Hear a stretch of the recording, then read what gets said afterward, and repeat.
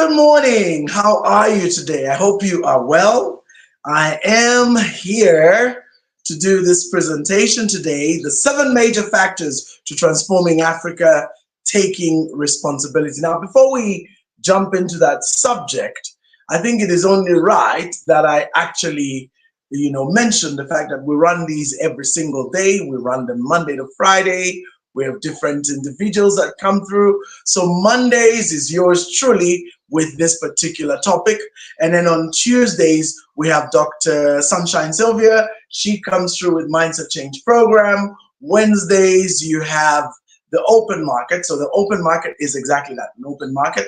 And then on Thursdays, we have Dr. Nelly with Prosperity for Your Soul. And then on Fridays, we have, it's been a slot that is supposed to be run by our dear elder sister Jacqueline Mulundika, which we call the Health Tips, but it is currently having Dr.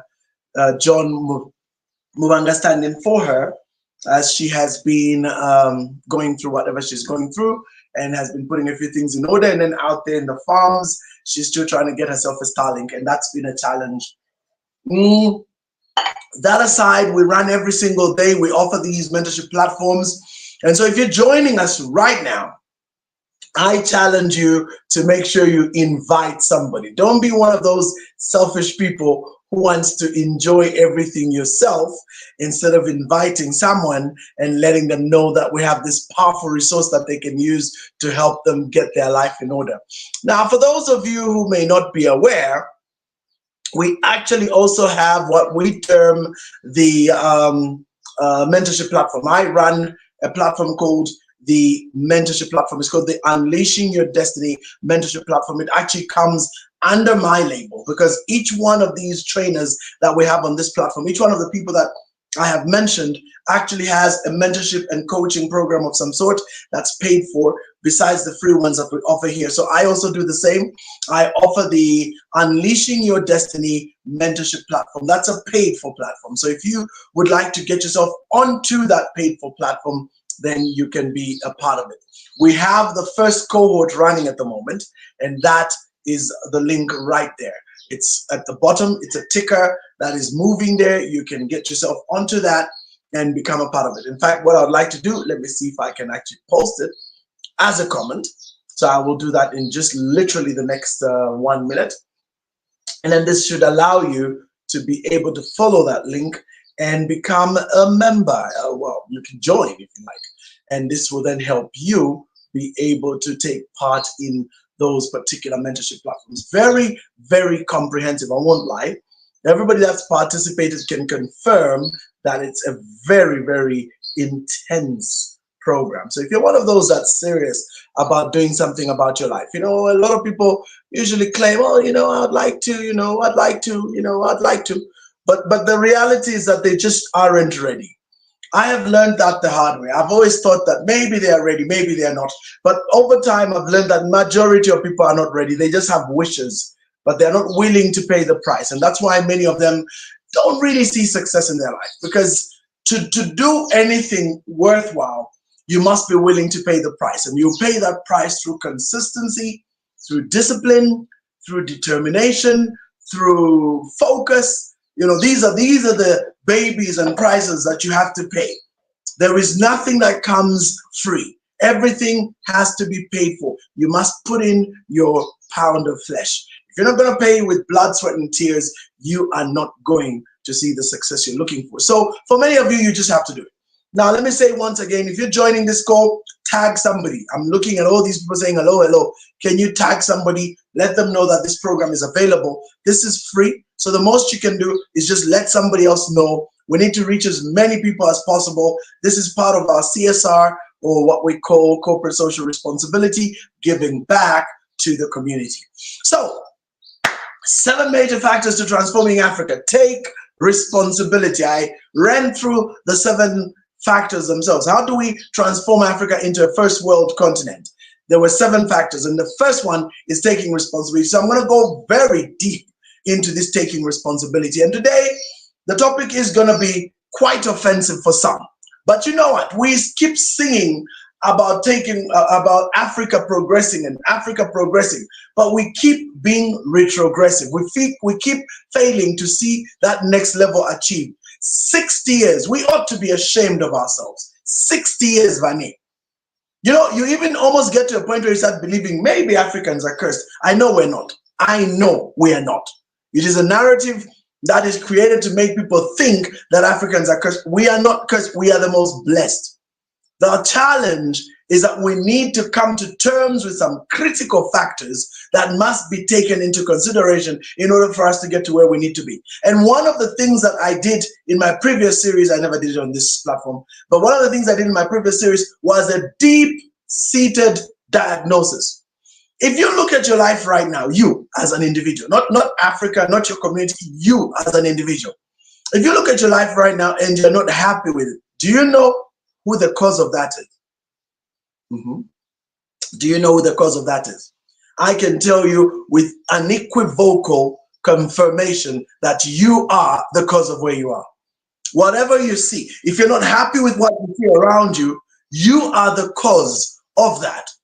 You cannot wake up and say, no, it's my ancestors, it's my uncle, it's my parents. At the end of the day, the fact that you're having this conversation and you've been brought to a place of awareness and revelation, it means you are the cause. And only when you realize that you are the cause of where you are, can you do something about changing it. That's why we call it a revelation.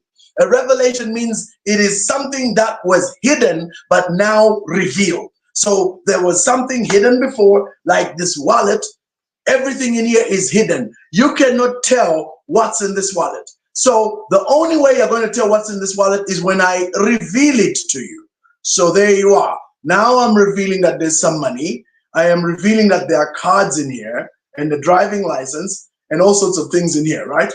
And I could actually go on to remove all the things that are in this wallet. I could remove the money. Now you know that there's a couple of hundred kwaches in here, and you know that there are different notes. You also know that there are cards, and I could be very specific. There's an ABSA card.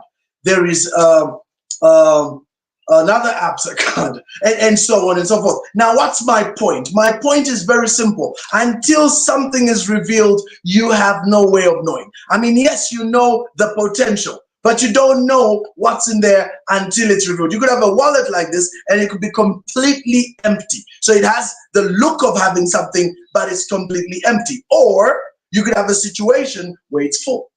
But the point I'm trying to make is that you and I have to come to a place. You have to come to a place where you realize that we are where we are because we made choices yesterday. And if we didn't make the choices, then obviously we are stuck. So we have to make those choices. We have to do what it takes. We have to operate at a place where we take responsibility. So first, diagnosis. Revelation helps bring diagnosis. When something is revealed to you, then the second thing is to come to a place of realization. So first you have revelation, revealing of the wallet. Then you have realization, which is, oh, okay, so there's like 350 kwacha in the wallet. Okay, so now once you realize, what then follows? You do something about what you've realized. So this whole series, this whole aspect about transforming Africa must begin with revelation. And revelation comes from a full-fledged diagnosis. Even in medicine, they actually say that misdiagnosis is tantamount to professional misconduct. We can never be at a place where we can understand the truth of what's going on unless first we have a thorough diagnosis. We diagnose the problem. And that's what we're essentially doing. Now, if ever there is one thing that has let us down, so many in life rather, if there's something that's let down so many people in life, it is the inability to take responsibility. Most easily play the blame game, whether it's marriages, whether it's business, whether it's the nation like we are right now. Blame is the big thing. From the very first story in the Bible about Adam and Eve, he blamed God and the woman for disobeying and eating of the forbidden fruit. Through to current day business and government, shifting blame is the greatest cop-out that is available to many. And you can bet your last dollar that everyone listening to this right now has played this card at some point in their life. So you and I have both played this blame card at some point in our life. So why shouldn't we blame someone else if it's their fault? Surely we should not be expected to just accept responsibility for something we did not do, should we now? Well, in order to answer that question well, let us first examine the very word responsibility. It is made of two words, namely response and ability. Okay? This means one has the ability for them to respond. In short, whenever one has a responsibility, they also have the power and authority to, to act towards executing that responsibility. Never is one tasked with a responsibility if they do not have the capacity to execute it. So, whenever power and authority are given to someone, they also have the responsibility, read, ability to respond. Here, ability to respond, okay? They have the capacity to execute and bring about the dispensation of that power. Indeed, with great power comes great responsibility.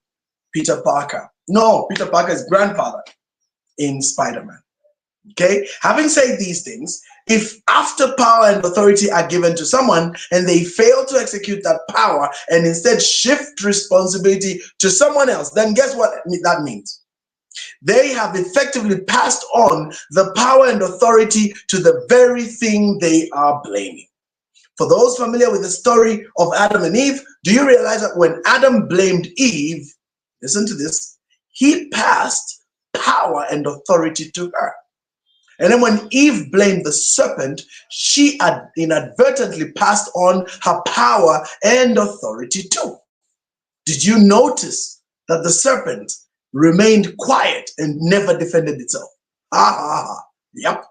That's because the objective had been achieved, the gaining of power and authority. So now, if there's one thing we as modern Africans have done, it is to blame nearly everyone for our misery as a continent. Okay? When I began this series, many thought I too am justifying our state of affairs and joining the bandwagon of blame game. But I am here to inform you that this is far from it. We can never make progress as a people if we do not blame someone all the time. If all we do rather is blame someone all the time. All right. So the purpose of the initial series was to highlight the problem first. That was the main aim. And only by fully coming to grips with where we are as a people and what got us here can we better be placed to know where and how we need to change this trajectory and start heading in the right direction. Okay. So that's the next one. Now, I will list each of these items and, of course, demonstrate how and why we must take responsibility. My list of the 5 major reasons Africa is poor are obviously poor governance, weak institutions, geography, culture, and religion. So now let's go into understanding how responsibility falls in each of these 5. I'm going to do probably 2 today. So number 1, poor governance. Okay, it is no secret. So this is number 5 actually. Number 1 is religion, but number 5. It is no secret that our governance, especially today, leaves much to be desired. Those charged with governing at any level, position, institution, or even society through leadership understand that good governance must be participatory, consensus-oriented, accountable, transparent, responsive, effective and efficient, equitable, and inclusive, as well as follows the rule of all. Okay, now let us pause and ask ourselves, when you look around many of our countries here in Africa, would you say that these are even followed or let alone observed? So I want to challenge you guys while listening to me. Do we follow these 8 things? I want you to give me your answers on the group. Just type yes or no. Okay, I'll mention them again. If a country is to operate on the true tenets of good governance, that place must be 1, participatory, meaning all people participate from all walks of life. Consensus oriented, meaning the most popular and sensible option are picked. accountable, meaning somebody is accountable to those who rule them, who they rule, or who they were given charge to rule over. Transparent, meaning anytime anybody wants to go and ask for any information concerning any issue, they can do so and get it without fear or without retribution. Responsive, meaning when there's a problem and an issue comes up, they are quick to respond and address it. Effective and efficient, meaning they get what they need to do right, and they are efficient in the use of resources. They are resourceful. They use the resources for their intended end. Okay? Equitable, meaning they look after the weakest of the people in that equation. They are not about the strongest, but the weakest. And inclusive. The inclusivity, means the marginalized. And lastly, rule of law, the one umbrella to govern everything. Rule of law, meaning no one is above the law. So my question again, can we honestly say that these have been observed here in Africa or even here in Zambia? You and I both know. For me as the speaker, I can tell you no, because you and I know that there's a separate law for the rich and for the poor. There's separate treatment for the rich and for the poor. And everything to do with the distribution of resources in this country, it is done on the lines of affluence. So if you're a nobody, too bad. But if you're somebody, stuff's good for you, even in the courts of law. So very unfortunate. So take the example of the church here in Africa, especially the Pentecostal charismatic circles. Do we see any of these in play?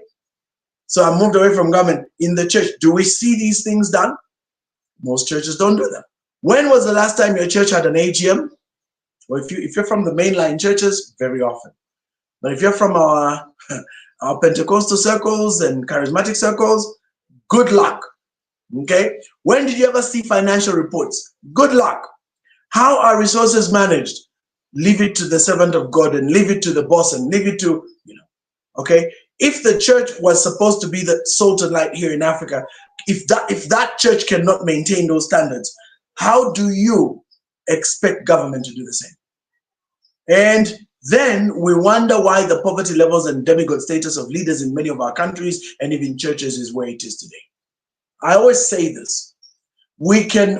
Whatever you see, the biggest song we hear, corruption, corruption, corruption, corruption, corruption, corruption.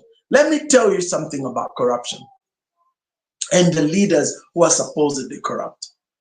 Those leaders come from us. Whatever you see those leaders do is a reflection of who we are. There's a saying that every nation deserves the leaders it gets. It's a painful statement because other people go, no, not me. But that doesn't change the fact, the truth of the matter. Every nation deserves the leaders it gets because it always picks the people from among themselves. There's a story of Saul in the Bible. And when the Israelites were tired of being a theocracy, they said, we're tired of this whole theocracy thing. We want a king like our neighbors. And God gave them a very lengthy warning about it, but they picked the person they wanted. So a person was picked from among themselves. So whatever you see going on with our quote unquote leaders in Africa, that is a reflection of the Africans. And I know many would disagree, but it's a fact. And that's why we need a situation where we really begin to take a deeper introspective look at ourselves. Because you know what? Sorry to say, we got ourselves here. And the shocking but powerful truths about this statement is seen when you do a comparative analysis with countries that got independence around the same time we did, back in the 60s. Zambia was richer than Malaysia. Zambia was richer than Singapore. Zambia was richer than Indonesia. Today, Malaysia and Singapore are literally heading towards first world status, if not already first world. Where is Zambia today? We're not at the bottom of the barrel, but we're not doing that great. The levels of poverty in this country obviously cannot compare to the Congo, but they're not great. And that's why I'm saying when we take Africa collectively, it's depressing. The levels of poverty in Africa are absolutely unacceptable, but here we are. So which means what happened? Those absolutely, we got ourselves here with tea. We can't turn around and say, oh no, there was some Zungus. Yes, of course, they will take advantage. If they see that you've got your head screwed wrong and you got your priorities wrong, they will appeal to your greed and take advantage. And right now, for example, in my mother tongue is Swahili, and in my mother tongue there's a saying. It's an amazing saying, and it exemplifies, it nails the attitude we have towards collective responsibility. The Swahili saying is mali ya umma haina huruma, which means property of the government has no mercy. Now, that's a direct transliteration, which doesn't make sense, but the idiom is perfectly understood by Swahili-speaking people. What it essentially means is that when it belongs to the government, it doesn't matter. That's why it's misused, because it's for the government, it's collectively for everybody. Why should we be worried about it? So that's the attitude people were taught. Yet they didn't realize that property is theirs. Those institutions are theirs. Those institutions represent them. But because it's for everyone, let's eat what we can get. And so in Tanzania, there was a terminology that was born called bongo. And to this day, Tanzania is still identified as bongo, meaning you need to use your brains to survive in that country. And when Magufuli came into power, that man was an absolute radical leader. He just came and said, this nonsense about bongo and mali ya umma haina huruma, this is ending now. This is done. Rushwa, done. Rushwa means corruption. Done. I am coming in, I'm going to deal with it. And he came up with the phrase, hapa kazi, to mean here we work only. And he was so draconian. And I'm not even going to blame the guy. He was 100% draconian. And he was so hard. He literally shut every tap of corruption that a new terminology developed in Swahili, where they said, wamekaza nati, yani nati zimekazwa, meaning all the bolts have been tightened. There's like nowhere where they can get any extra money, because this man has shut every avenue that they used to use for corruption to be able to enrich themselves. And in a way, I'm just giving my own opinion. I think that's why they got rid of him, because he was too much. But look at what that man proved, what he demonstrated, that using the so-called same resources where they claim we have nothing. Remember, under what's his name, Magufuli, Tanzania never went for an IMF deal. Tanzania said, the president said, we will get the money from this very country. And he was hard on. He did not have mercy. There were no sacred cows. Under Magufuli, so many people were locked up. The man was not a Democrat. I won't even lie. In fact, the man, even on governance, he fell short. But you know what? Tanzania needed that. Because I can tell you, Tanzania as a country right now has no money they owe pensioners beyond what they retire on and what they are paid on a monthly basis. They have no backlog. They cleared it all. My aunties retired, my uncles retired, my parents retired. I know what I mean. They have no backlogs. They cleared all that. My mother's side of the family is Tanzanian, so I speak with a lot of knowledge when it comes to Tanzania. They have launched the most ambitious housing project ever seen in almost all of Africa. They have built so many new buildings, new flats, new housing. He then officially moved, like officially for the longest of time, Dodoma was supposed to be the capital of Dar es Salaam, but all the government offices and stuff were in Dar es Salaam. When Magufuli came in, he said, is Dodoma the capital or is Dar es Salaam the capital? No, Dodoma is the capital. Then from now, if I see any officers working in Dar es Salaam, they're in trouble. Can we all move? And I want all officers moved to Dodoma. So obviously Dodoma just took off into the stratosphere. That's the reason the speed train was done, my friends.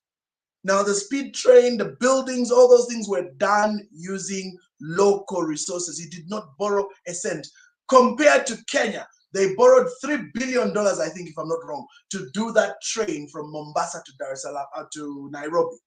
Tanzania used its own money to build the speed train in Southern Africa. I don't know about the Gauteng in South Africa, but in Southern Africa, outside of South Africa, this is the only speed train we have. Even Kenya doesn't have that kind of speed train. Magufuli did it using their own money. Now, for me, that's commendable. He died in the midst of all this. I mean, you remember he had this whole anti-COVID thing.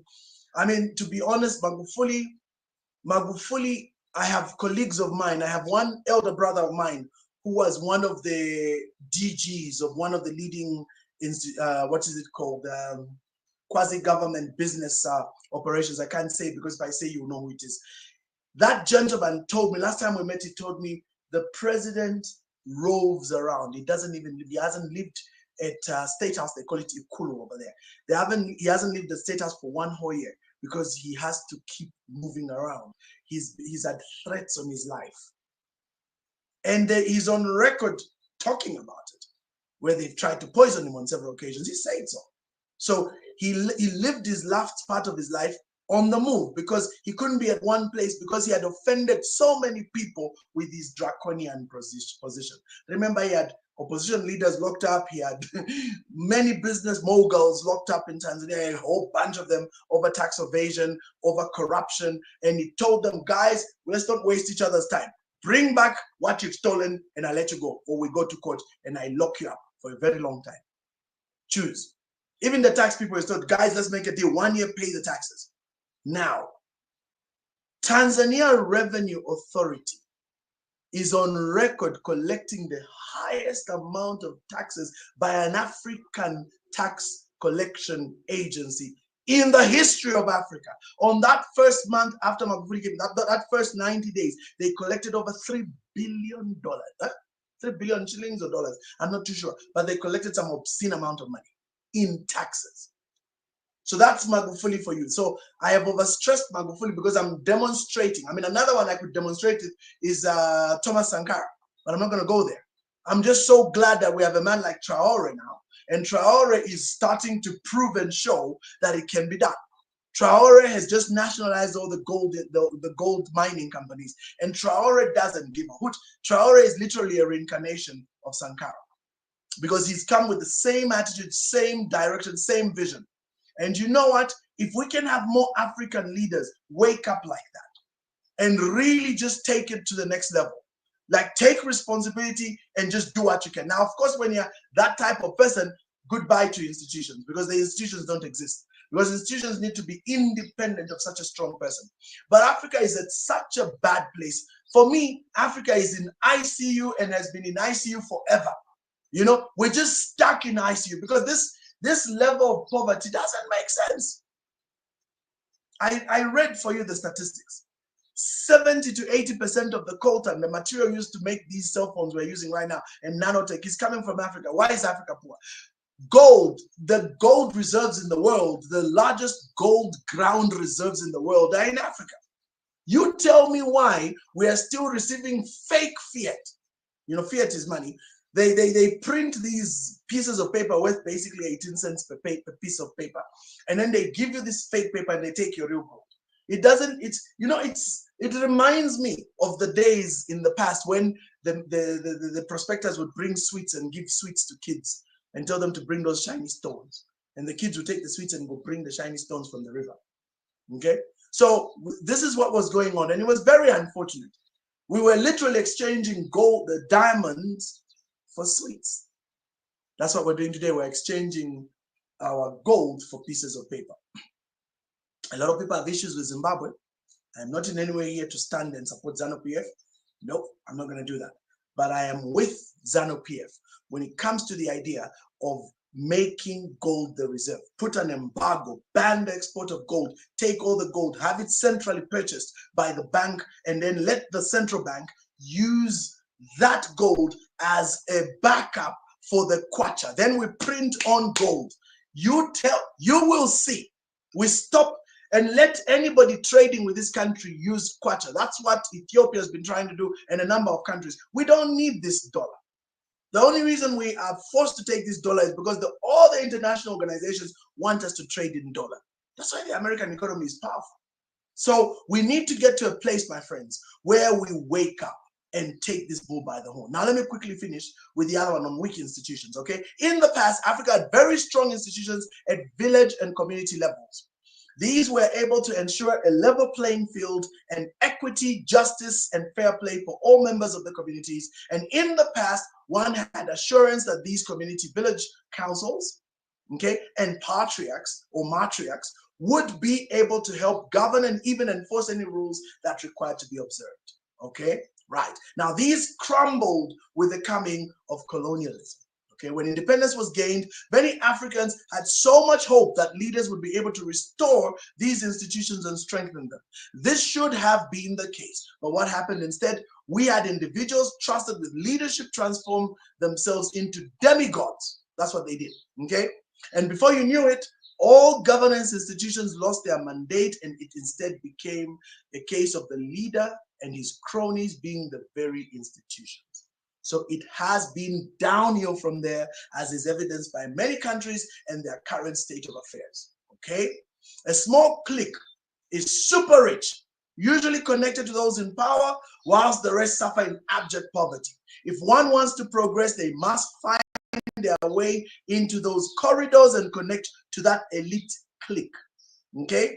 And that's the only way they will have access to national reserves, which are usually tied to that clique of power brokers. This then kills professionalism and leads to the inevitable brain drain to greener pastures. Because why would anybody want to be hanging around trying to connect to people who don't appreciate them? All right. The result is underqualified individuals working on the basis of nepotism rather than merit. And this brings about underperformance in all sectors and thus less than optimum results. The evidence is there for all of us to see.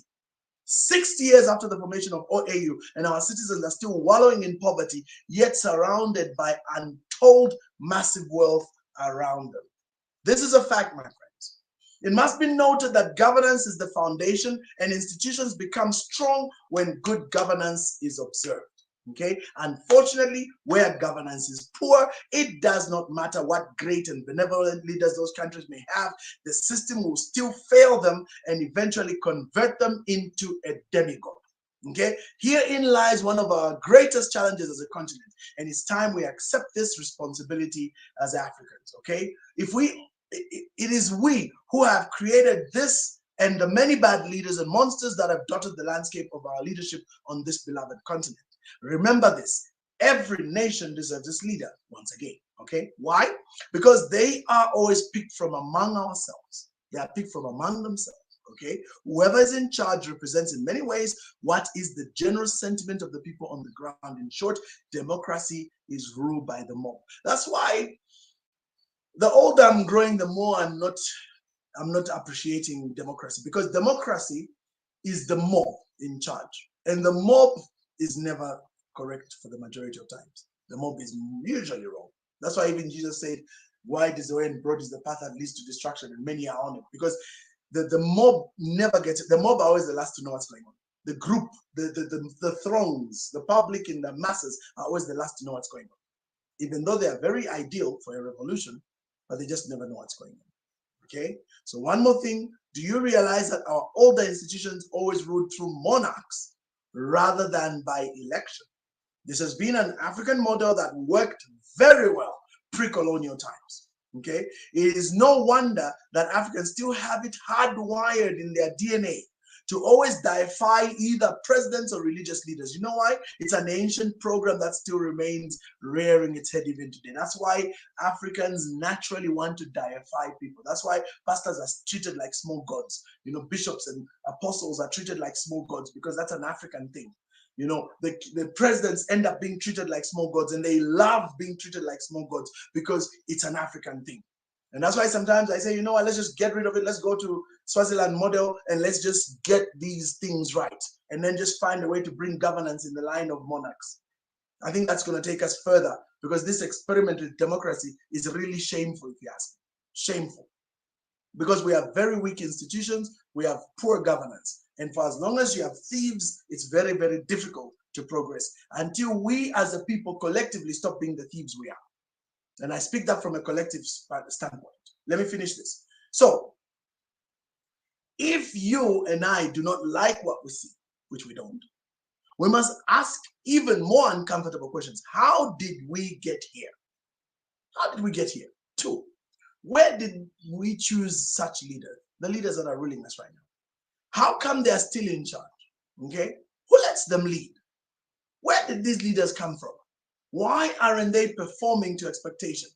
These questions, my friends, fly across the board and cover every area of human endeavor, whether be it the church and the religious institutions, organizations, or even governments. Indeed, we must take responsibility if we want to see change happen. Else we shall keep passing power to the very ones we blame. And I know this is a painful one, but I need to wrap this up. So, do you agree? Do you believe that what I've said is correct? Give me your views in the comments. Is it that really we're victims of outside, or have we become our own worst enemies? Do you think that democracy has failed? Or could democracy work? For me, democracy can only work and work powerfully if we have strong institutions. We don't have strong institutions. That's just a fact. They were all destroyed. Democracy can only work if we have solid governance. But governance can't work where institutions are weak. Why are institutions weak? Because the power is centered around one man, one institution called the presidency. And if the presidency has all the power, forget it. You can't go anywhere. All those around the presidency are the ones who get the wealth. They're the ones who exploit opportunities for business. They're the ones who are busy amassing wealth and fortune. And the local common people get nothing. If anything, they are robbed of the little that they have so that they can go to finance the lavish lifestyles of these people. I mean, right now we have a bunch of cases going on. I'm closing. We have a bunch of cases going on right now. There's like a bit of emphasis. I think the president really put his foot down and said, guys, if this doesn't happen, all heads are going to roll. I think that's what he said. I don't know. But now cases are coming up, and they're coming up quite speedy, and we're following these cases. And when you're listening to what kind of money some of these our so-called leaders amassed, it's shameful, to say the least. I don't care what anybody tells me. As a citizen who knows the challenges going on with the police, who knows the challenges going on with the hospitals, who knows the challenges going on with infrastructure development, who knows the challenges of getting services to the most remote of people in this country. And to imagine that there are people that take that money and build mansions and live lavishly and squander that money all over carelessly with women and with just lavish lifestyle is sinful, to say the least. Thank God that, God is operating in a different level today. Where some of those guys need to just be struck by lightning and burnt to death where they are. If they can burn a thief in the compound with a tire and petrol for stealing a chicken, then I think these top leaders deserve much worse. But you know what? I'm a pastor, so I have to bring the mercy of God. But for me, for what they've done, because their theft has led to the direct death of people in hospitals. Their theft has led to the direct robbing of services to educate that poor little child out in the middle of nowhere, whose future is robbed because of some selfish leaders. May we get to the day that we do. I'm closing now. I love what Traore did the other day. And I know it's not nice, it's not humanitarian, but it was great. He got his minister, one of his ministers, and had him whipped publicly to say where the money has gone. Like whipped, like got guys with whips, and they whipped the guy. They stripped him to his boxers and whipped him until he talked where the money was, and he went to show them where the money was. That's Traore for you. Obviously, to do that, his days are numbered. Traore's days are numbered. That I can tell you. But you know what? We need leaders like that. We need people to realize that stealing you're doing is killing people out there. And shame on you for even calling yourself a leader or some kind of representative of people when you're stealing from the poor of the poor. So that's our challenge in Africa. And we need to come to terms with that this is really what is why we are where we are today. So when we come next time, I'm going to be looking at geography and culture and see how those factors have also got the responsibility component that we must take as people. On that note, have a great day. Tomorrow, Sunshine Sylvia is back on this platform with her session. Have a great day. God bless.